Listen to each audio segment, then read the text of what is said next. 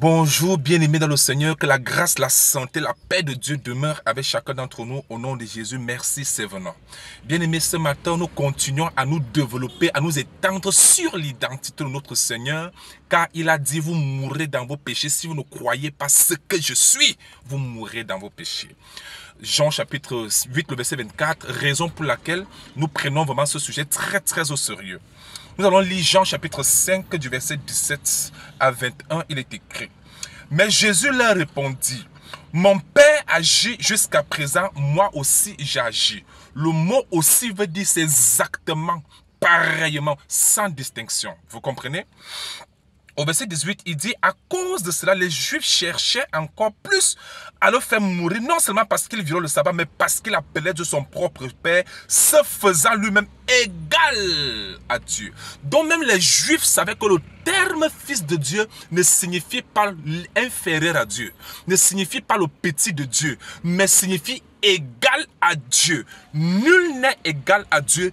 Dieu est égal à lui-même. Cela signifiait, voilà Dieu lui-même égal à lui-même. Le voilà dans un cordon. Alors, c'était considéré comme un blasphème pour les Juifs, mais pourtant c'était toute une vérité. Donc, voilà la définition biblique du terme fils de Dieu. C'est-à-dire Dieu lui-même égal à lui-même, manifesté dans un cordon. Comme c'est écrit dans 1 Timothée 3, 16. Mais bien aimé dans le Seigneur, nous lisons le verset 19. Jésus reprit dans la parole et leur dit, en vérité, je vous le dis, le Fils ne peut rien faire de lui-même. Il ne fait que ce qu'il va faire au Père. Est-ce que les gens ne comprenant pas ces écritures disent, ah vous avez vu, Jésus dit cela que ne peut rien faire lui-même. Ça veut dire que ce n'est pas Dieu. Non, c'est même une preuve que Jésus-Christ est Dieu. Suivez le regard de la parole. Comprenez bien ce que Jésus dit.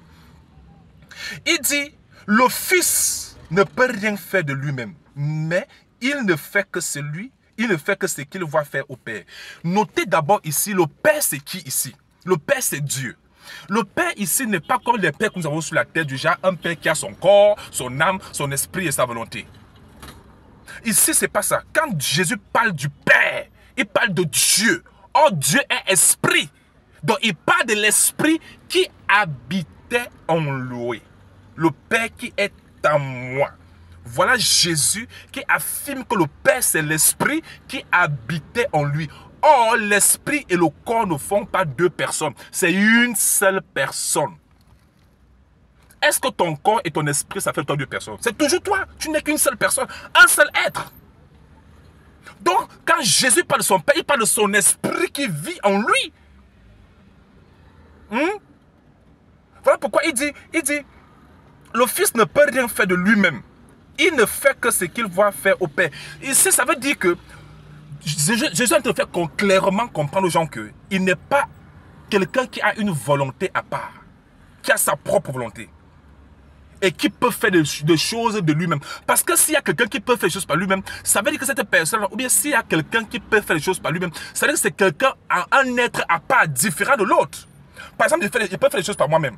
Pour moi qui m'écoute, tu peux faire des choses par toi-même. Ça fait deux personnes différentes. Mais si je dis que je ne peux rien faire de moi-même, ça veut dire qu'en réalité, ce n'est pas moi seul qui est là. Jésus te fait comprendre qu'il n'est pas un être à part qui peut faire des choses par lui-même. Il est Dieu dans un corps d'homme. Ça veut dire qu'il ne fait que ce que Dieu, c'est-à-dire ce que le Père, ce que l'Esprit fait. Ça veut dire que, en fait, ça veut dire que c'est ce que l'Esprit de Dieu, c'est-à-dire ce que le Père fait, c'est ce que Jésus-Christ fait. Ça ne fait pas donc deux personnes. Ça prouve même que c'est une personne qui est là. Si quelqu'un dit, si par exemple, moi je ne peux pas avoir une volonté différente de la mienne. Je ne peux pas faire autre chose que ce que je fais. Donc je peux dire clairement que je n'ai pas une autre volonté. Vous comprenez? Jésus-Christ dit qu'il ne peut rien faire de lui-même. Ça veut dire qu'il n'est pas un être qui existe lui-même à part. Non. Il n'est pas un être qui existe à part. Non. Il est le corps dans lequel vit Dieu. Et tout ce que Dieu, qui est le Père, qui est l'Esprit, qui vient lui faire, c'est ce qu'il fait exactement. Lisons la suite pour mieux comprendre. Il dit ici que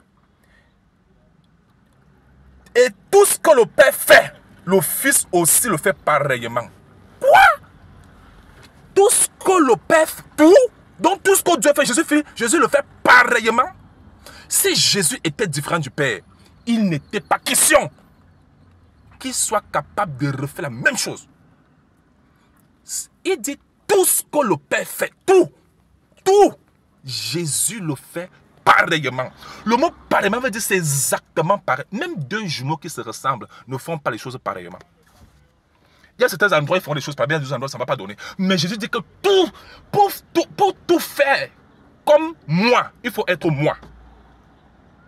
Si tu veux tout faire exactement comme en tout, il faut seulement être moi. Tu ne peux pas quelqu'un d'autre et faire les choses comme moi à 100%. Non, ce n'est pas possible. Donc quand Jésus dit que tout ce que le Père fait, je le fais par lui, il est en train de faire comprendre que c'est lui Dieu. Il fait tout. Si Dieu est tout puissant, Jésus l'est aussi. Or, il n'y a pas de Dieu, il n'y a qu'un seul Dieu. Jésus-Christ est Dieu. Tout ce que Dieu fait, Jésus le fait pareil. Bien-aimé, à la suite, Jésus-Christ dit que tout ce que Dieu fait, le Père fait, il le fait pareil. Ça veut dire qu'il n'est pas inférieur à Dieu. Il est lui-même Dieu. Vous voyez donc pourquoi, quand les Juifs disaient qu'il se fait égal à Dieu, Jésus confirme encore en disant que tout ce que Dieu fait, lui fait ça. Ça ne fait pas deux personnes. C'est une seule personne. Pourquoi le mot pareillement existe. Le mot pareillement, quand il dit le fait pareillement, ça veut dire que tout, Jésus est tout puissant. Mais frères et sœurs, il n'existe pas Dieu tout puissant. Il n'existe qu'un seul Dieu tout puissant. C'est Jésus. C'est Dieu.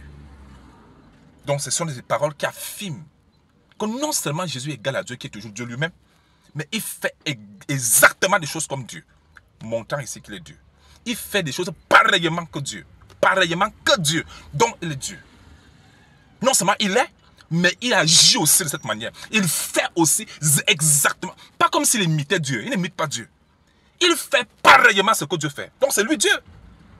Pour faire tout ce que je fais, il faut être moi. S'il faut faire tout ce que je fais à 100% sans distinction, il faut seulement être moi. Il n'y a rien à faire. Personne ne peut faire ce que son père fait physiquement, biologiquement. Donc il faut seulement être au père pour faire tout ce que le père fait. Est-ce que c'est clair? Il faut être ce père-là. Merci.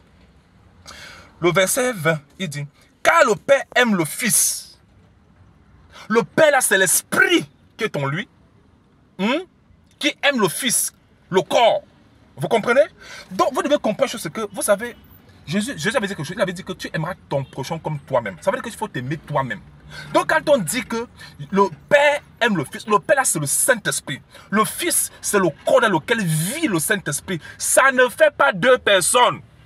Est-ce que ton esprit et ton corps font deux personnes? Non, c'est toujours toi-même, ton être, seul être. Donc ici, ça veut dire que Dieu aime lui-même. Il aime lui-même dans son corps d'homme.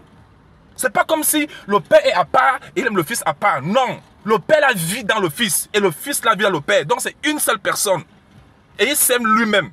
Est-ce que c'est clair? Parce que c'est en aimant nous-mêmes qu'on peut aimer les autres. Tu aimes ton prochain comme toi-même. Donc il faut t'aimer toi-même et puis tu prends aimer les autres. Est-ce que c'est clair? Donc ici, cette phrase déclare ici que quand on dit que le Père aime le Fils, ça veut dire qu'en fait l'Esprit de Dieu qui vit dans le corps aime le corps dans lequel il vit. Voilà le Père qui aime le Fils. Ça ne fait pas deux personnes, c'est toujours une seule personne. Un seul être. Est-ce que c'est bon? Il dit, et lui montre tout ce qu'il fait. Donc l'Esprit montre par Christ, par le corps, tout ce qu'il fait. N'est-ce pas? Il dit ici que, ainsi, il dit, et il lui montrera des œuvres plus grandes que celle-ci, afin que vous soyez dans l'étonnement. Donc ce n'est pas comme si le Père montre les choses au Fils que le Fils ne comprend pas. Non. Le Fils a dit qu'il fait tout ce que le Père fait. Donc ça veut dire que c'est lui-même qui est là. Mais il dit ces choses. Il dit que le Père qui est l'Esprit, n'est-ce pas, montre des choses à travers le Fils, qui est toujours son corps, qui est toujours lui-même, afin que eux là, eux qui voyaient, eux qui écoutaient, que eux ils soient l'étonnement. Ce n'était pas pour impressionner Jésus, non. C'est pour plus impressionner les autres qui étaient là à l'extérieur. C'est comme pour dire, mon esprit agit par la puissance de l'esprit, de mon esprit agit à travers moi, afin que vous soyez dans l'étonnement. Vous avez compris? Si mon esprit, tout ce que mon corps fait, c'est mon esprit qui donne la force à mon corps de faire. Parce que quand l'esprit quitte le corps n'a plus de force. Donc la force que dégage le corps vient de l'esprit. C'est ça montrer à ceux qui sont dehors de voir la puissance de l'esprit, la puissance de Dieu, la puissance du Père. C'est ça ici dans ce contexte. Parce que le Père c'est le Saint-Esprit qui vivait en Christ. Et c'est par la puissance du Saint-Esprit que Jésus-Christ faisait tout ce qu'il faisait afin que les autres soient dans l'étonnement. Ça ne fait pas deux personnes, c'est une seule personne là. Quand ton esprit agit à travers ton corps, ça fait de toi deux personnes. Voilà. Non. Et il dit, au verset 21, car comme le Père ressuscite les morts et donne la vie, ainsi le Fils donne la vie à qui il veut. Bien aimé, vous devez comprendre ici que Jésus est en train d'affirmer qu'il est Dieu ici. Donc, Dieu donne la vie. Jésus donne la vie. Il y a combien de donneurs de vie? Il y a combien de donneurs de vie éternelle? Combien? Il n'y en a qu'un seul. Son nom, c'est Dieu. C'est Dieu qui fait ça. Donc, quand Jésus dit qu'il donne aussi la vie à qui il veut, voilà Dieu qui s'affirme dans un corps d'homme. Les déclarations de Jésus n'étaient pas des déclarations d'une simple personne, c'était les déclarations d'un Dieu dans un corps d'homme.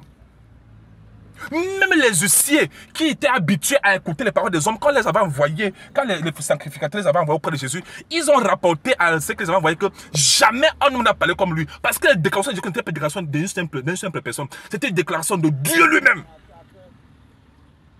C'était une déclaration de Dieu. Jésus-Christ n'est pas n'importe qui. Il est Dieu. Les affirmations de Jésus, c'était des affirmations d'un Dieu clair.